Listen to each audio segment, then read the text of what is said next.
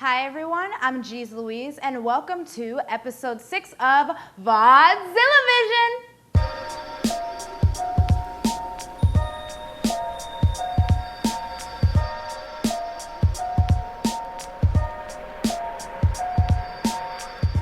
Vaudezilla was very proud to be a part of Glamour Con again this year. Glamour Con is the original marketplace and celebration of pinup art and glamour photography. It was held at the Crowne Plaza O'Hare, and we actually had a very big presence at the convention this year, including the first ever burlesque show that has been held there. We look forward to participating again next year, and thank you so much, Glamour Con, for having us. Queerpocalypse was a Ties and Tassel production held on August 20th at the Abbey Pub. The goal of this production was to battle gender conformity through performance, with drag king acts to circus performers to rap artists to belly dance. At its core, the show aimed to address issues in the LGBT community while having a hell of a good time at it. Vaudezilla was honored to be a part of this grand affair by bringing our Drunken Bachelorette act, where our drunken bachelorettes became drunken bachelors for the evening. A few standout performances were the Windy City Smarmies, using dance and creativity through theme and costuming to wow the audience. I really loved Viva Velez and the Velvet Hearts from Columbus, Ohio. They've been here before for the Windy City Burlesque Festival. Their choreography and costume was hot, sexy, and hilarious. And let's not forget the Cleveland Kings, a group drag act, used a great military precision in their dance routine.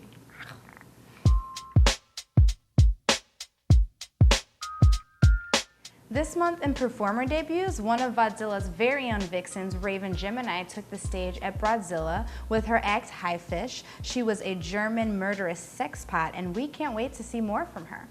This summer, we've seen some fantastic new acts from a lot of the Vaudzilla performers. Actually, we've had Vaudzilla debut a new group act, as well as new acts from Poke Chop, Anita Littlemore, Marcy Beaucoup, and Dirty Devlin. If you want to see these videos, make sure you check out Vimeo.com.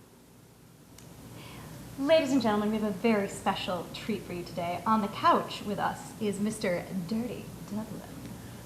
Welcome, Dirty. Oh, thank you for having me. Yeah, thank you for being here. Appreciate it. So tell us a little bit about yourself. Oh, great. Well, I've been with Vaudzilla for a few months now, working with the street team, and also am an aspiring junior performer with the troupe. So been at shows for Broadzilla and Lincoln Tap Room, and it's been an amazing ride so far. That's wonderful. We love to have you here with us.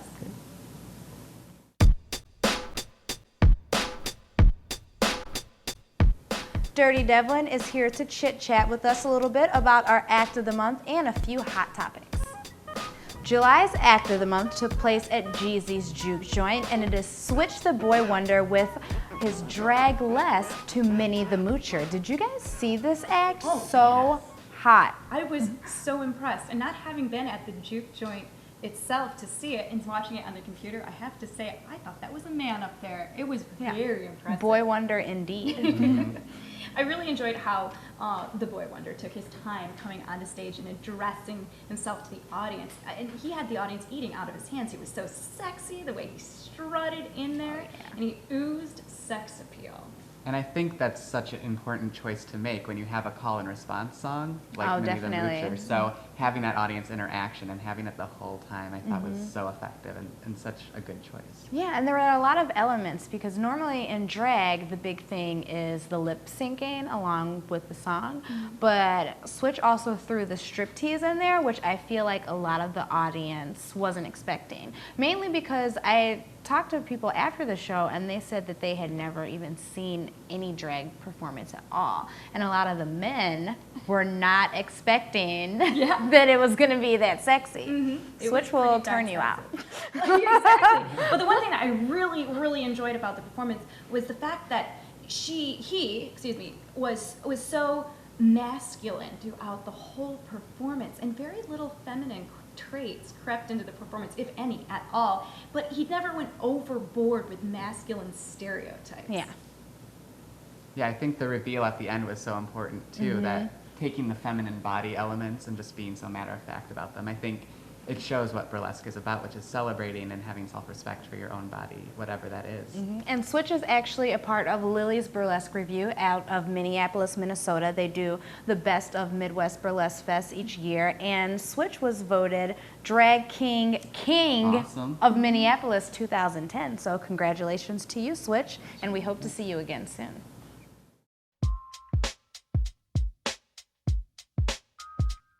This month's hot topic is backstage etiquette. Very important. Yes, it certainly is. Now, a lot of times we encounter as burlesque performers really small dressing rooms. So it's very important that if you're performing that night to get ready as much as you possibly can at home before coming to the show. So all you have to do is get your costume on. And if the space is really cramped, get your stuff on and get out of there so other performers have the opportunity to get ready as well.